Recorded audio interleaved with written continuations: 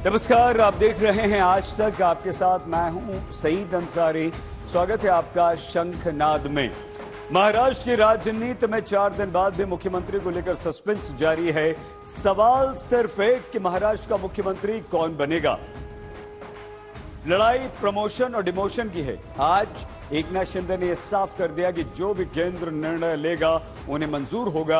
यानी एकनाथ शिंदे सरेंडर के मोड में आ गए हैं। लेकिन क्या शिंदे डिप्टी सीएम के लिए तैयार होंगे या किसी और भूमिका में होंगे? देवेंद्र फडणवीस एक बार फिर से सीएम बनने के बाद डिप्टी सीएम की भूमिका में आ चुके हैं।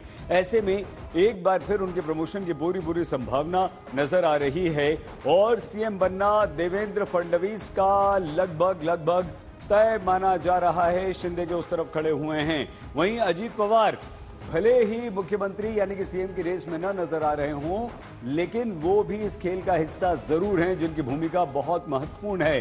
क्या अजीत पवार अब की बार भी डिप्टी सीएम से ही संतुष्ट हो जाएंगे, जिसके साथ ही वो 6ठी बार डिप्टी सीएम बनेंगे? इतना ही नहीं, सवाल यह भी है क्या बीजेपी फडणवीस के अलावा किसी और चेहरे को सामने लाकर चौंका सकती है?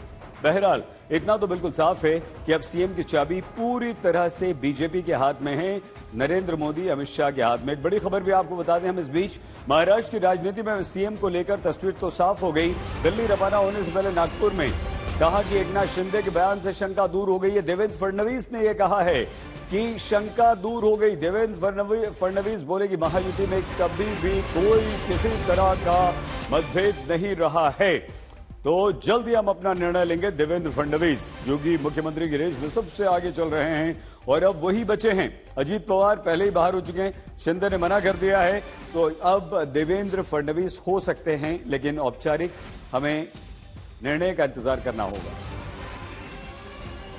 ये हमारी महायुति में कभी भी कोई एक दूसरे के प्रति अलग मत ये रहा नहीं है। हमने हमेशा साथ में बैठकर निर्णय किए हैं और चुनाव से पहले भी हमने कहा था कि चुनाव के बाद साथ में बैठकर निर्णय करेंगे। कुछ लोगों के मन में जो शंकाएं थी उनको दूर करने का काम सम्माननीय एकनाथ शिंदे जी ने किया है।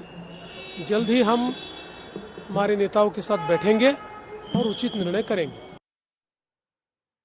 इस बीच आज एकनाथ शिंदे ने प्रेस कॉन्फ्रेंस करके अपना रुख साफ कर दिया। इस प्रेस कॉन्फ्रेंस में एकनाथ शिंदे सरेंडर की भूमिका में नजर आए, तो वहीं यह भी साफ हो गया कि अगला मुख्यमंत्री बीजेपी का ही होगा। कल आदरणीय प्रधानमंत्री जी से भी बात की, उनको भी कहा सरकार बनाने में हमारी तरफ से कोई अड़चन नहीं है, आप निर्णय ले लो।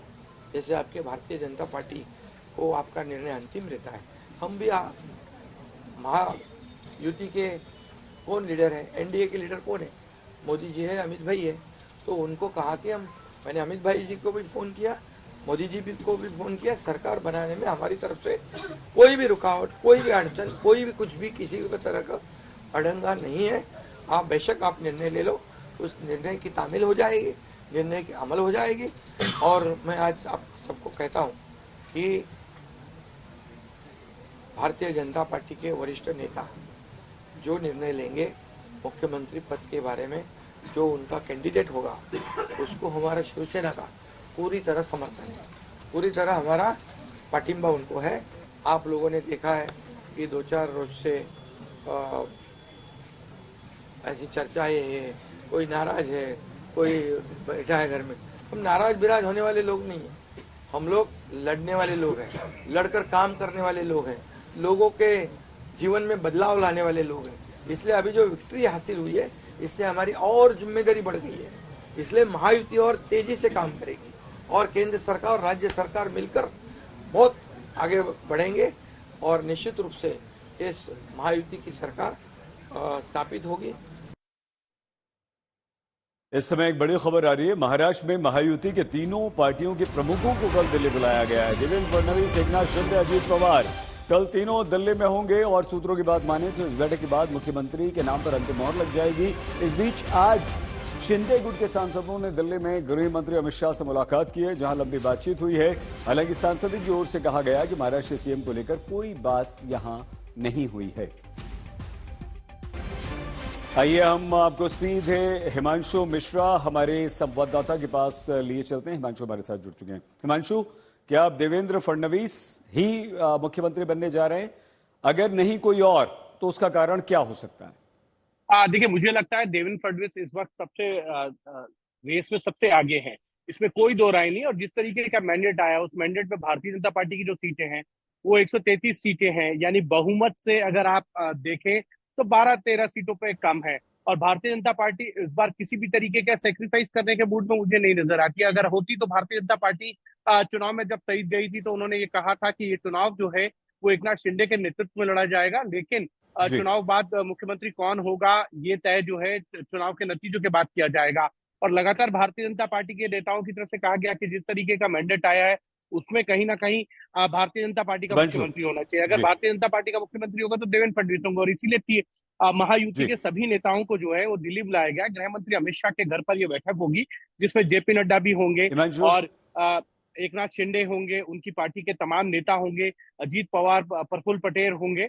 और उनके साथ अगर आप देखेंगे तो देवेंद्र फडणवीस, बावनकुले, ये वहां पे बैठने वाले हैं। ये तय होगा कि मुख्यमंत्री कौन होंगे। और उस मुख्यमंत्री के तय होने के बाद सबसे बड़ी बात ये होगी किसको कौन सा पोर्टफोलियो चाहिए, क्योंकि 3 दल मिलकर सरकार बना रहे हैं। और इस बार अजीत पवार भी चाहेंगे कि उनकी मंत्रियों की संख्या वो ज्यादा हो। और दूसरी तरफ एकनाथ शिंदे अगर मुख्यमंत्री नहीं बनते और उप मुख्यमंत्री बनते हैं तो वो ये जरूर चाहेंगे कि उनके जो विधायक है उनको ज्यादा से ज्यादा मंत्री पद जो है वो मिले। तो क्या हम ये माने हिमांशु कि कल ही मुख्यमंत्री के नाम का ऐलान कर दिया जाएगा या थोड़ा और इंतजार करना पड़ेगा? देखिए, मुझे लगता है ऐलान नहीं किया जाएगा, लेकिन ये तय हो जाएगा कि भारतीय जनता पार्टी का मुख्यमंत्री होगा।